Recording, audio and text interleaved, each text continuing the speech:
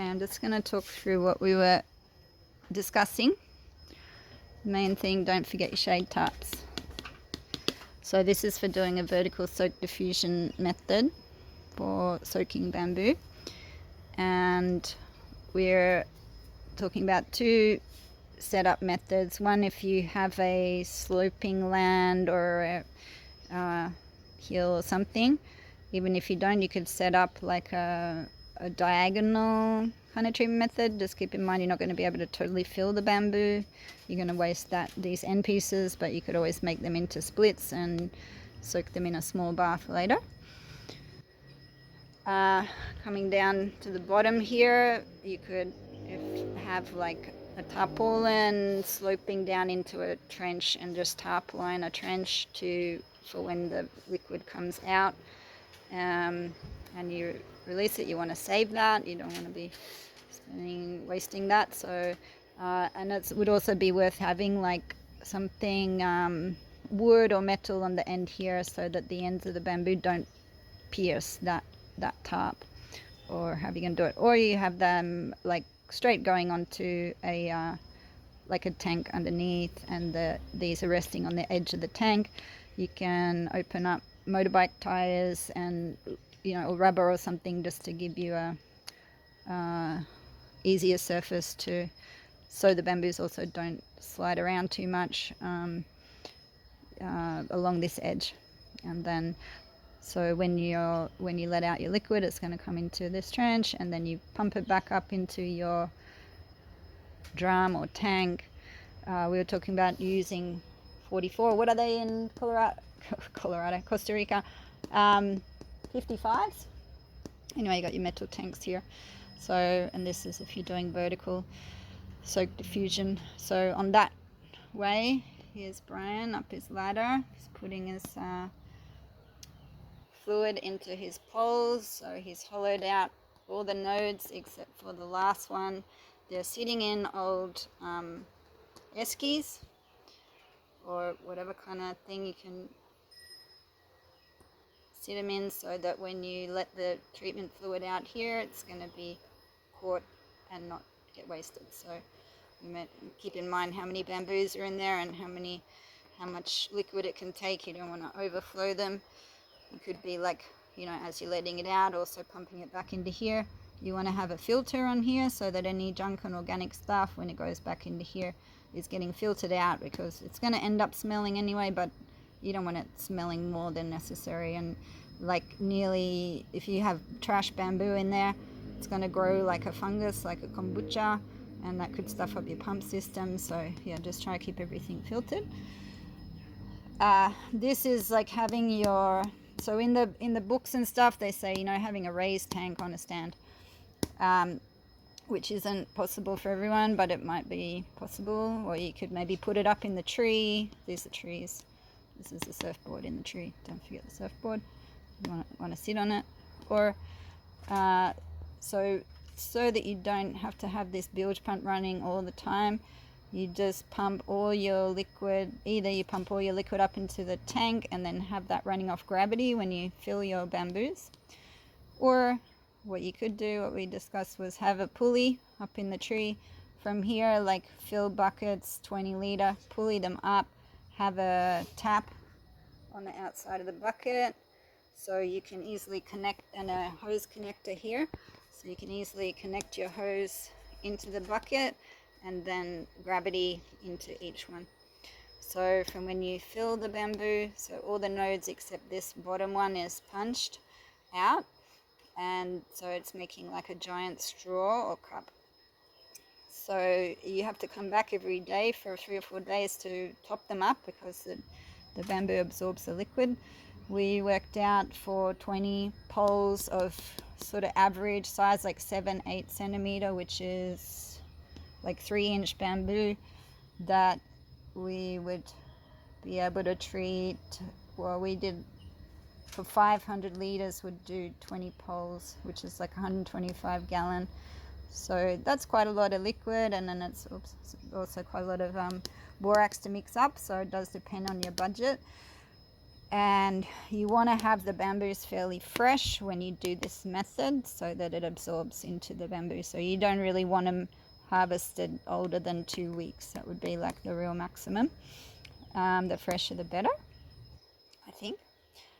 With your ratio, what I've been hearing is like still with the 3-to-1 ratio, it's not strong enough. You still get attacked by borers. So Jaye Irving recommends the 6-4-1 ratio. So for every 100 liters, you have 60 kilos borax, 40 kilos boric acid. So for, I didn't actually work it out. Yeah, I did. So you for 500 for if we were going to do 30 poles, so I doubled it, 185 gallons. If my maths is correct, it would be 300 kilo borax, 240 kilo boric acid. So, and the price varies like quite a lot. So you just want to check, do research on how much for a 20 kilo sack. Because here in Bali now, I heard they're paying 1.3 million, which is like more than, hang on, I don't know, 60 or 80 bucks a sack, something like that. No, wait. Yeah, something like that.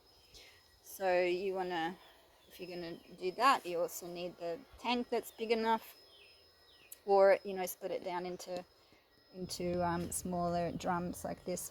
When you dissolve your borax in the drum, so this is if you're using 44s, why not light a fire underneath and make it like warm so that the salts dissolve quicker, because that takes a long time, like the salt to dissolve into the borax into the water. So if you heat the water first and then have your little paint stirrer to dissolve your salts. This 65, that's only if you're doing a bath. You shouldn't heat the bamboos more than that because they can crack. So you want to dissolve your salts into your water. And we were discussing whether from there the bilge pump or a pump would handle pumping hot water that's freshly brewed into the bamboos. We'll be doing diagonal or this way, because that would reduce the treatment time for the bamboo. So we're not sure about that. So we'll be maybe going to try it. I don't know. I think maybe the hot water would destroy the internal thing of the pump, but I have no idea. So I don't understand pumps. So yeah, every day needs to come back, top it up, and then every 2 to 3 days. That would be assuming you're going to treat for 10 days. The fresher the bamboo, though, the less time it needs, apparently. But I would still do it 10 days. Maybe if you get your water warm, it's also going to require less time, but don't have any studies or evidence about that. The other thing I would prefer to do this method. I think, like, even if these are like imagining 6-meter poles, so you'd want the height of your ladder to be like 5.5 meters, so you're not having to reach up like poor Brian there, trying to get one of his workers trying to get borax, trying to get your solution into there. I think if this is like your side profile, from where your bamboos are standing up, like the biggest pain in the ass with this method is going to be moving the ladder around all the time. So what I suggested was like from here, this is your angle of your bamboos. If you have a separate like run thing track for your ladder that you could like easily slide your ladder across. I mean, you don't want it easily sliding as in falling down when you're up there sliding, but if it was like stuck to a track and you could like go like in factories, warehouses, then that would be pretty cool, because it would just make the whole job a lot easier. You could probably slide along instead of having to climb down, move the ladder, climb back up, blah blah blah. That was a thought for the day. So yeah, and then you want to make a bamboo ladder, Brian? Come on, I know you want to do it. Okay, is there anything else here that I've missed? When you're treating your bamboos, you want to do a third more than what you actually need if you're doing your own treatment like this, because you've got to expect that some are going to crack, some are going to be no good, some are, I don't know, you're going to fuck some up. So yeah, I would always overestimate by a third. That was advice given to me by Arif. Arif Budi Basuki from Java, who helped me build my house.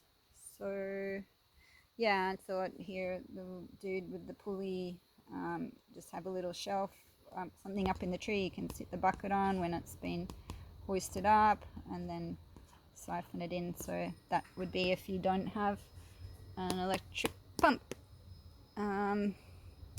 Yeah, this method, yeah, just want to make sure you're going to catch all your fluid somehow. You want to make sure this container or vessel is not going to get holes in it, and you want to make it fairly easy. This is also a method doing from diagonal that Jan was saying. Jan Ghana, hello Jan, if you're out there. So I think that's it. So this was for pillow bamboo, and then now we're going on to doing our rafters and roof frame. We finished our floor here. Well, it's still not quite finished, but this is calcium and wood glue, and it's not powdering, it's not dusting, so I'm happy. Brian from Costa Rica, how's the course been, Brian? Amazing, I'm learning so much. Natalie's so fucking cool. Really, do you want something? Yes, I do. Another hot stone massage. Oh yeah, I got the hot stones out on Brian yesterday. The body wasn't taking the bending down and working on the floor very much. So yeah. Right.